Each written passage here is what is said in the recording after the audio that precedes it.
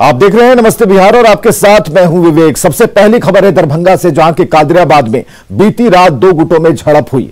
मामूली से विवाद में दो गुटों के लोग सड़क पर उतर आए। झड़प की सूचना के बाद पुलिस भी पहुंची। लोगों को समझाने का प्रयास किया गया, लेकिन कोई भी मानने को तैयार नहीं था। इसके बाद पुलिस ने हंगामा कर रहे लोगों पर लाठीचार्ज किया। पुलिस ने हंगामा करने वाले दो लोगों को हिरासत में लिया है। बताया जा रहा है कि नीम पोखर निवासी अरविंद कुमार ने कादिराबाद निवासी विनीत उत्साह की कनपटी पर पिस्टल तान दी। इसके बाद कादिराबाद के लोग उग्र हो गए और इस मामले में किसी पक्ष ने थाने में शिकायत दर्ज नहीं कराई। हालांकि फिलहाल जो स्थिति है नियंत्रण में है। भी एक लड़का के गिराया हुआ था तो हमने टाइगर पकड़ के बचा दिए।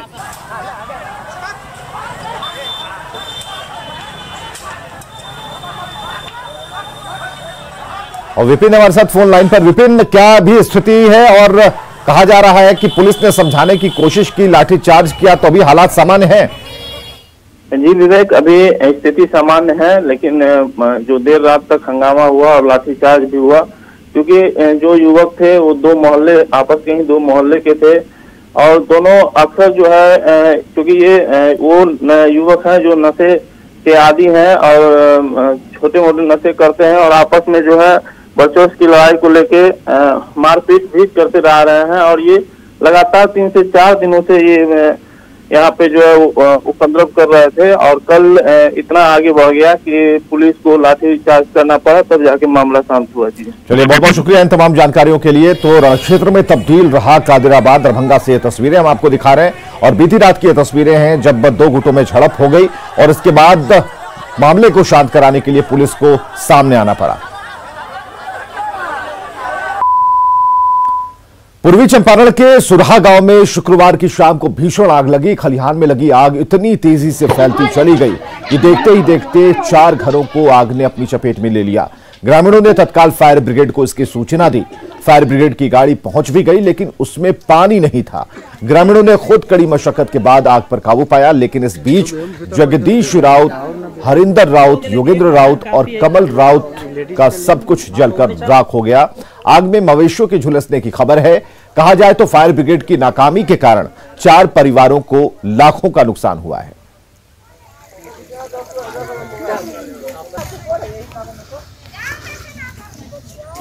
अब कहाँ देखला न देखली अपने आप घर में आग लग गई। का सामान जरल बा? बहुत चीज जर गेल, कपड़ा लाता सब जर गेल, कपड़ा लाता पानी सब, नकदी भी जरल बा। पैसा कितना? 10,000 ले जर गेल। 10,000 ले जर गेल बा। खाए पिए के कुछ नहीं के अभी? कहां से कुछ ना, घरे जरिए गेल। आप रुपी आग लग गया है। क्या प्रशासन की तरफ से कोई फायर ब्रिगेड के गाड़ी की उपलब्धि कराया गया है कि नहीं? उपलब्धि था, उसमें पानी उन्हें कुछ नहीं था। पानी उन्हें कुछ नहीं था। ग्रामीण सहयोग से ही आग बुझाया? हाँ, ग्रामीण सहयोग। किस तरह से? किस तरह से? मतलब दमकल चला हुआ था, दूसरे रंग पानी पट रहा था, उसी से लेकर कल चलाकर अपना सब गाँव लोग जिधर से चाहता उधर से पानी ढो ढो कर अपना बुझाया है। इधर मधेपुरा पुलिस ने मिनीगन फैक्ट्री का खुलासा करते हुए 2 लोगों को गिरफ्तार किया है। साथ ही कई अर्धनिर्मित हथियारों के साथ हथियार बनाने का सामान बरामद किया है।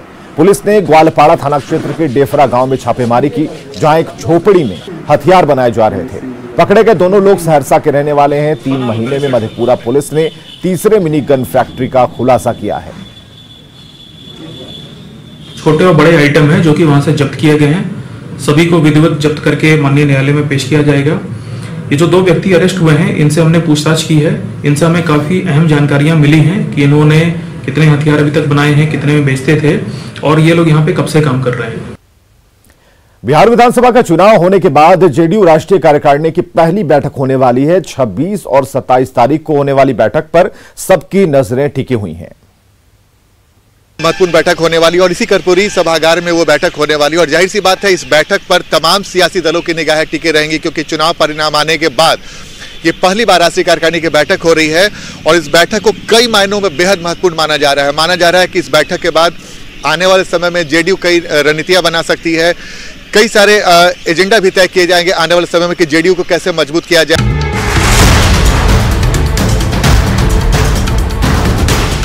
जेडीयू राष्ट्रीय कार्यकारिणी की बैठक में पार्टी के देश भर से आए नेता शामिल होंगे।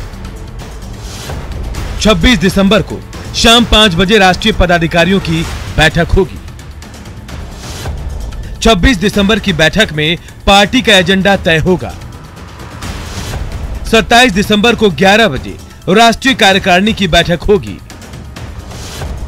और दोपहर 2:30 बजे राष्ट्रीय परिषद की बैठक होगी। फिलहाल जनता दल यूनाइटेड के राष्ट्रीय कार्य समिति में 225 सदस्य हैं। बैठक में जेडीयू के राष्ट्रीय अध्यक्ष, राष्ट्रीय महासचिव, राष्ट्रीय सचिव, कोषाध्यक्ष और तमाम राज्यों के प्रदेश अध्यक्ष और जिला अध्यक्ष भी शामिल होंगे। सूत्र बताते हैं कि बैठक में दूसरे राज्यों में भी जेडीयू के संगठन विस्तार चर्चा के साथ साथ कई नए चेहरे को भी आगे बढ़ाने की कवायद की जा सकती है।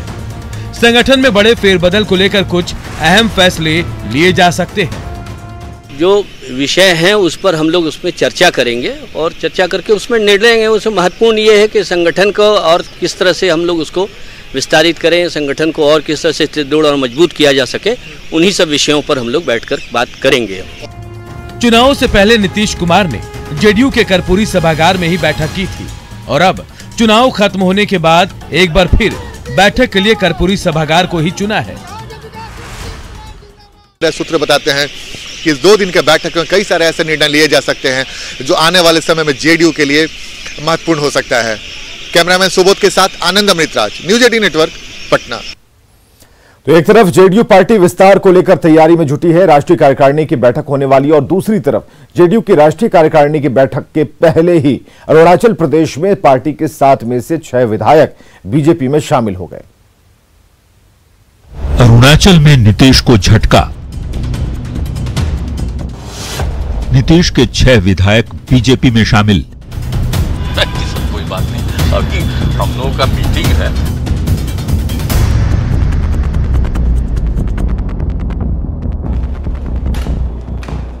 अरुणाचल प्रदेश में जनता दल यूनाइटेड में बड़ी टूट हुई है।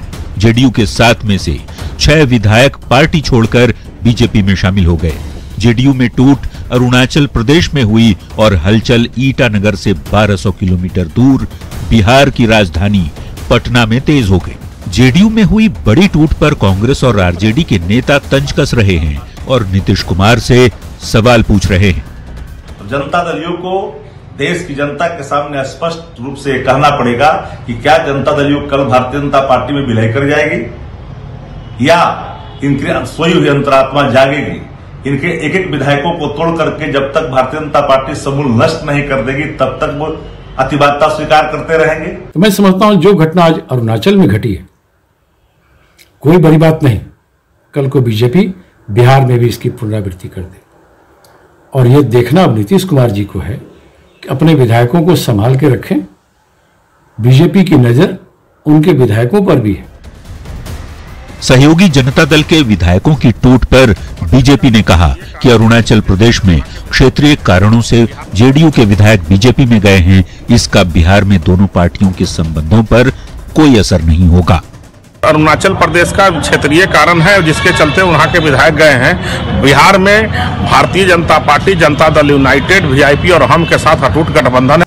अरुणाचल प्रदेश में पार्टी विधायकों के बीजेपी में शामिल होने पर जेडीयू के राष्ट्रीय अध्यक्ष नीतीश कुमार ने कहा कि पार्टी की बैठक में इस पर चर्चा होगी। राष्ट्रीय अध्यक्ष होने के नाते अब सवाल है कि अरुणाचल प्रदेश में 6 जेडीयू के विधायक बीजेपी में शामिल हो गए। बीजेपी में शामिल हो गए। देख रहे हैं, क्या आपकी सहमति थी या पहले से ही ऐसा कुछ चल रहा है? नहीं, सब कोई बात नहीं, अभी हम लोगों का मीटिंग है, कॉन्फ्रेंस है, वो अलग हो गया है। अरुणाचल प्रदेश में 2019 के विधानसभा चुनाव में नीतीश कुमार की जेडीयू 15 सीटों पर चुनाव लड़ी थी और 7 सीटों पर जीत दर्ज कर सभी सियासी पंडितों को चौंका दिया था। बीजेपी के बाद जेडीयू अरुणाचल में दूसरी सबसे बड़ी पार्टी बन गई थी और सरकार में सहयोगी की भूमिका में भी थी। लेकिन ताजा सियासी उलटफेर के बाद 60 सदस्यीय विधानसभा में अरुणाचल में बीजेपी के 48 विधायक हो गए हैं, जबकि जेडीयू के पास केवल 1 विधायक ही बचे हैं, जिसे विपक्षी नीतीश कुमार को बड़ा झटका बता रहे हैं। न्यूज 18 के लिए पटना से आनंद अमृतराज के साथ साकेत कुमार की रिपोर्ट। और जेडीयू के प्रधान महासचिव केसी त्यागी ने पूरे मामले के दुर्भाग्यपूर्ण उसे करार दिया। उन्होंने कहा कि जेडीयू अरुणाचल में सकारात्मक और मित्रवत विपक्ष की भूमिका निभा रही थी। हमारी पार्टी वहां पर एक सकारात्मक मितव्रत अपोजिशन की भूमिका में थी। संपूर्ण घटनाक्रम दुर्भाग्यपूर्ण है और इसकी कोई आवश्यकता नहीं थी। राजधानी पटना के बेली रोड पर बन रहे लोहिया पथ चक्र का जायजा लिया मुख्यमंत्री नीतीश कुमार ने और प्रोजेक्ट लेट होने की वजहों को जाना। मुख्यमंत्री के मुताबिक जब ये बनकर तैयार हो जाएगा तो पटना के लोगों को ट्रैफिक जाम से राहत मिलेगी। और इसके बाद नीतीश कुमार पटना में बन रहे दूसरे पुलों का भी उन्होंने मुआयना किया।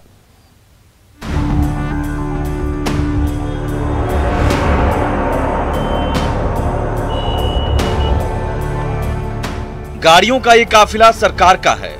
सरकार यानी बिहार के मुख्यमंत्री नीतीश कुमार। एक एक कर गाड़ियां निर्माणाधीन प्रोजेक्ट की तरफ बढ़ी और फिर उससे नीतीश कुमार बाहर निकले। सीएम के साथ राज्य के सभी बड़े अधिकारी मौजूद रहे। इसके बाद प्रोजेक्ट का जायजा लेने के लिए नीतीश कुमार चल पड़े। उनके साथ अफसरों की फौज भी थी। एक एक चीज की बारीकियों को नीतीश कुमार ने घूम घूम कर समझा। बीच बीच में अधिकारियों को निर्देश भी देते रहे। प्रोजेक्ट क्यों लेट हुआ समझते रहे। अधिकारियों की टीम समझाने में लगी थी कि आखिर लोहिया पथ चक्र प्रोजेक्ट पूरे होने में देर क्यों हुई। अब इसे पूरा करने की नई तारीख नीतीश कुमार को मिल गई है। अब हम उम्मीद कर रहे हैं कि जल्दी से जल्दी काम हो। ये वाला पोर्शन अगर हमको आश्वस्त किया है कि जून तक पूरा हो जाएगा और उसके आगे का जितना भी है वो बताइए कब तक हो जाएगा। 21 दिसंबर अगले साल अंत तक वो बाकी सब पूरा हो जाएगा। नीतीश कुमार जिस प्रोजेक्ट की बात कर रहे हैं वो लोहिया पथ चक्र देखने में कैसा होगा, इसका 3D एनिमेशन सरकार की तरफ से न्यूज 18 बिहार झारखंड को मुहैया कराया गया। 3D एनिमेशन काफी अच्छा है। इसे देखकर लगता है कि आने वाले समय में पटना को ट्रैफिक जाम से मुक्ति मिल जाएगी। इसमें आने और जाने के लिए अलग अलग सड़कें होंगी। ट्रैफिक की समस्या नहीं होगी। नीतीश कुमार ने अफसरों को सुरक्षा और अतिक्रमण को लेकर खास निर्देश दिया है। एनिमेशन में भी इसकी झलक साफ तौर पर देखी जा सकती है। उम्मीद है कि ये पूरा प्रोजेक्ट दिसंबर 2021 तक पूरा हो जाएगा। जब ये बनकर तैयार होगा तो पटना के ट्रैफिक इंतजामों की सूरत बदल जाएगी। ये लोहिया पथ चक्र पटना के 49 सड़कों को आपस में जोड़ देगा। समूचा बन जाएगा तो आप देखिएगा कि किस तरह से कितने रास्ते पर लोग जा रहे हैं। यानी एक तरफ से अगर निकल रहे हैं तो एक तरफ से ही निकल रहे हैं, फिर दूसरे तरफ जाने का रास्ता बना हुआ है तो किसी को कोई कठिनाई नहीं होगी। चाहे जितना भी ट्रैफिक हो सबके जाने आने के लिए कोई दिक्कत यहाँ पर नहीं होगी। लोहिया पथ चक्र के साथ साथ नीतीश कुमार ने पटना की ट्रैफिक व्यवस्था का भी जायजा लिया। पटना में बन रहे पुलों का जायजा लेने के लिए इनकम टैक्स चौराहा, कोतवाली, करबिगहिया पुल और स्टेशन के पास बन रहे पुलों का भी जायजा लिया, जहां पर उन्होंने कई जरूरी दिशा निर्देश पथ निर्माण विभाग के अधिकारियों को दिए। शैलेंद्र कुमार, न्यूज 18 पटना। और बड़ी खबर है मुजफ्फरपुर से, जहां अपराधियों ने एक खाद बीज कारोबारी की गोली मारकर हत्या कर दी है। घटना कुढ़नी थाना क्षेत्र के परया गोला के पास की है। अपराधियों ने कारोबारी प्रभाकर कुमार झा को गोली उस समय मारी जब वो अपनी दुकान को बंद कर घर लौट रहे थे। बाइक सवार अपराधियों ने लूट की नीयत से कारोबारी को गोली मारी है। फिलहाल पुलिस इस पूरे मामले की जांच में जुटी है और अभी तक कोई भी अपराधी इस मामले में गिरफ्तार नहीं किया जा सका। खाद बीज कारोबारी की हत्या कुढ़नी थाना मुजफ्फरपुर का ये मामला है। हालांकि अभी भी पुलिस के हाथ इस पूरे मामले में खाली है कि किसने इस व्यक्ति पर हमला किया और वो अपराधी हैं कहां।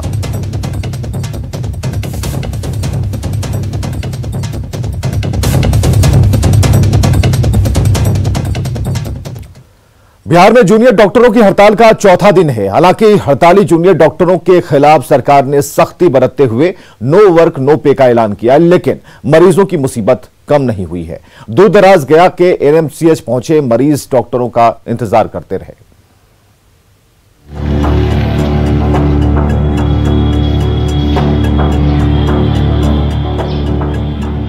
वीरान सा पड़ा ये है अनुग्रह नारायण मगध मेडिकल कॉलेज अस्पताल, जो मगध प्रमंडल का सबसे बड़ा सरकारी अस्पताल है। लेकिन यहां भी जूनियर डॉक्टरों की हड़ताल से मरीज बेहाल हैं। 23 दिसंबर से जारी हड़ताल से स्वास्थ्य सेवा चरमरा गई है और परेशानी उन मरीजों को हो रही है जो दूर दराज के इलाकों से इलाज के लिए यहां पहुंचे। तकरीबन 35 किलोमीटर का सफर तय कर एएनएमसीएच पहुंचे विजय पासवान दांत के दर्द से परेशान हैं, लेकिन अस्पताल पहुंचने के बाद पता चला कि ओपीडी बंद है। दांत में दर्द है, बहुत ज़्यादा काफ़ी दर्द है और खाने पीने का नहीं बन रहा है, बहुत मजबूरी है। इसलिए ऐसे है। पर यहाँ सुविधा क्या हुआ, क्या सुविधा हो रहा है। आपको तो वहाँ भी निजी डॉक्टर होगा। निजी डॉक्टर कहाँ, निजी डॉक्टर तो पैसे वाला के अलग है, निजी डॉक्टर तो पैसे वाला के है। तो वहीं 25 किलोमीटर दूर फतेहपुर से मगध मेडिकल अपने परिवार का इलाज कराने पहुंची महिला को भी इलाज मयस्सर नहीं हुआ। आंख का ऑपरेशन यहीं हुआ था, लेकिन शुक्रवार को रूटीन चेकअप के लिए बुलाए जाने पर भी डॉक्टर नदारद है। अब दिक्कत तो होवे कर लेन सर। ऐसे बता देते थे कि पता रहता तो नहीं थी हल आँख ने मोतियाबिंद होला लाले। हाँ ये करेंगे ऑपरेशन तो ठीक है थी। बाकी ये कि आज बोले थे ना कि आज भर चेक हो करके डेरो प्रूफ लिखता थी ना, तो फिर आना 1 महीना के बाद तो चश्मा देंगे। विशुनपुर से अपने बेटे का इलाज कराने आई महिला की पीड़ा भी कुछ ऐसी ही है। बेटे को कुत्ते ने काट लिया, सोचा अस्पताल जाकर इलाज नसीब होगा, लेकिन यहाँ आकर डॉक्टरों की हड़ताल का पता चला। कुत्ता काट लिया है सवेरे बच्चा के, तो यहाँ आए तो बंद है, हड़ताल है, तब लौट के जा रहे हैं घर। प्राइवेट न जा पाएगा, गरीब आदमी कहाँ से देंगे 300-400। स्वास्थ्य सेवा नहीं मिलने से गरीब लोगों का काफी बुरा हाल है। दूर दराज और ग्रामीण इलाकों से पहुंचने वाले मरीजों को सबसे ज्यादा परेशानी हो रही है। मरीज परेशान हैं, लेकिन इससे अस्पताल के जूनियर डॉक्टरों को कोई फर्क नहीं पड़ता। एक साथ इकट्ठे होकर हड़ताल में एकजुटता दिखाई जा रही है, जबकि मजबूरी में कई मरीज या तो निजी अस्पतालों का रुख कर रहे हैं या फिर घर लौट जाने को मजबूर हैं। एलन लिली, न्यूज़ 18 गया। पटना के एक छात्र अभिनव खन्ना ने अमेरिका की केस वेस्टर्न यूनिवर्सिटी से 2 करोड़ की स्कॉलरशिप हासिल की है। अभिनव का परिवार राजेंद्र नगर में रहता है और उसने मुश्किल परिस्थितियों में यह कामयाबी हासिल की है। उसकी सफलता पर पूरे परिवार को गर्व है। इस वक्त अभिनव के परिवार में हम मौजूद हैं। देख सकते हैं कि किस तरह से परिवार वाले अपने बेटे पर नाज कर रहे हैं और जिसने पूरे बिहार के साथ साथ हिंदुस्तान का नाम रोशन किया है। अभिनव, इस सफलता को कैसे देखते हैं? जी, मुझे बहुत अच्छा लग रहा है कि मैंने अपने परिवार के साथ साथ अपने बिहार और अपने देश का भी नाम रोशन किया है। और ये छात्रवृत्ति प्राप्त करके जो मेरा और अपने परिवार का मेरा सपना था कि मैं देश की और इस विश्व के बहुत टॉप की यूनिवर्सिटी से पढूं और अपनी शिक्षा प्राप्त करूं, वो सपना सफल होता हुआ मुझे दिख रहा है। इसने बहुत मेरे लिए मेरी सेवा की। मुझे बहुत अच्छा लगा कि बाद में इसको रिग्रेट नहीं रहे कि इसने अपने पेरेंट्स की सेवा नहीं की। इसने अपना कॉलेज छोड़ करके 1 महीना मेरे साथ हॉस्पिटल में रहा और उसने अपने रात में अपनी पढ़ाई भी की और दिन भर ये मेरे साथ लग करके मेरी सारी सेवा की। मुझे कोई दिक्कत नहीं है कि ये बाहर जा रहा है, क्योंकि ये अगर मैं अपना सपना नहीं उस पर डालना चाहती, वो उसका अपना सपना जिए। मेरे सपने मेरे हैं, ये उसका सपना था, बचपन से था कि मैं बाहर जाके बहुत अच्छी यूनिवर्सिटी से पढ़ाई करूं और वो उसने पूरा करने के लिए एक कदम अपना बढ़ा लिया। अब एक अच्छी खबर, मोतिहारी बालिका गृह में रह रही 2 लड़कियां होटल मैनेजमेंट की पढ़ाई करेंगी। राज्य सरकार इन्हें पढ़ने के लिए बेंगलुरु भेजेगी। डिप्लोमा इन होटल मैनेजमेंट की पढ़ाई के लिए राज्य भर के बालिका गृह से 16 लड़कियों का चयन हुआ, जिसमें 2 लड़कियां मोतिहारी की रहने वाली हैं। 29 दिसंबर को बालिका सुधार गृह की ये बेटियां बेंगलुरु के लिए रवाना होंगी। मोतिहारी जिले के 3 छात्राओं का जो है इसमें चयन हुआ है और इन बच्चियों को आत्मनिर्भर बनाना है। और दूसरी बात है, क्योंकि ये अनाथ बच्चियाँ रहती है, कहीं ना कहीं कॉन्फ्लिक्ट विद लॉ की रहती है कभी कभी ये बच्चियाँ, तो इन लोगों का जो रिफॉर्मेटिव स्ट्रेटजी है प्रशासन की, मतलब कि छात्रों को या छात्राओं को जो सुधारना है हमको, उसकी ओर हमारा ध्यान है। बालिका गृह मोतिहारी में आवासित सभी बालिकाओं को इस अवसर के बारे में जागरूक किया गया। इसके परिणाम स्वरूप 2 लड़कियों का चयन किया गया है। ये लड़कियां यहाँ से पटना और फिर पटना से फ्लाइट से बेंगलुरु जाएंगी और वहाँ 1 वर्षीय diploma course in hotel management में एडमिशन लेंगी। काउंसलिंग के दौरान 2 बच्ची हमारे यहाँ से तैयार हुई और उनको तैयार करने में हम लोगों ने काफ़ी परामर्शन किया। उनको एक तरह से हम लोग मतलब गाइड किए कि हाँ बेटा तुम जाओ आगे पढ़ाई करो, शादी विवाह कोई बहुत बड़ी चीज़ नहीं है और उनका बाल विवाह का मैटर है। तो 2 बच्चियाँ तैयार हुई जाने के लिए और बच्चियाँ भी काफ़ी खुश है और उनके परिजन भी काफ़ी खुश हैं। कोरोना के बीच नए साल के मौके पर पर्यटन स्थलों पर रौनक लौटने लगी है। नालंदा के राजगीर में बड़ी संख्या में पर्यटक पहुंच रहे हैं। यहां पर्यटकों की भीड़ का जायजा लिया अभिषेक कुमार ने। अभी हम मौजूद हैं राजगीर रोपवे पे, जहां आप देख सकते हैं किस तरह से कोरोना काल के बाद काफी लंबे दिनों, जो करीब 9 महीना 10 महीना के बाद पहली बार आज भीड़ देखने को मिला है। इस तरह की भीड़ जो पहले कभी 10 महीने के बाद नजर आ रही है। अब देख सकते हैं किस तरह से यहाँ जो पर्यटक है वो जाड़े के मौसम में उमड़ी है और अब लोगों को कोरोना का भय से दूर हो गए हैं। और जिस तरह से देख सकते हैं किस तरह से जो लंबी भीड़ नजर आ रही है वो काफी दिनों के बाद नजर आ रही है। यहाँ पर कुछ पर्यटक हैं, जानते हैं उनसे कहाँ से आए और क्या। ये बताइए आप कहाँ से आए हैं? मैं पुणे से। अच्छा, तो इस तरह से पहली बार कोरोना के बाद जो भीड़ देखने को मिल रही है, क्या कहना? लोग सेफ्टी मेजर्स तो ले रहे हैं, अपना तो सब अपना ही ध्यान रख रहे हैं। लेकिन बीच में जो जिस तरह से कोरोना ने हावी हो गया था और लोगों को पर्यटक काफी घरों में बंदिश बना दिए थे, लेकिन अब जो खुल के आ रहे हैं लोग, इस पर क्या कहना? थोड़ा कॉन्फिडेंस आ गया है मतलब बाहर निकलने का थोड़ा कॉन्फिडेंस आ गया कि चीजें कम हो रही है धीरे धीरे, तो लोग थोड़ा निकलने लगे हैं। आप बताइए ये कहाँ से आए आप? गया से। अच्छा, कैसा लग रहा है यहाँ राजगीर आने के बाद? नहीं, अभी तो बहुत अच्छा है, पहले कोरोना के हिसाब से तो अभी काफी अच्छा लग रहा है। अभी अब भय नहीं लग रहा है? नहीं, अभी तो ऐसा भय नहीं है। अब आगे क्या होगा वो तो खैर कोई नहीं जानता।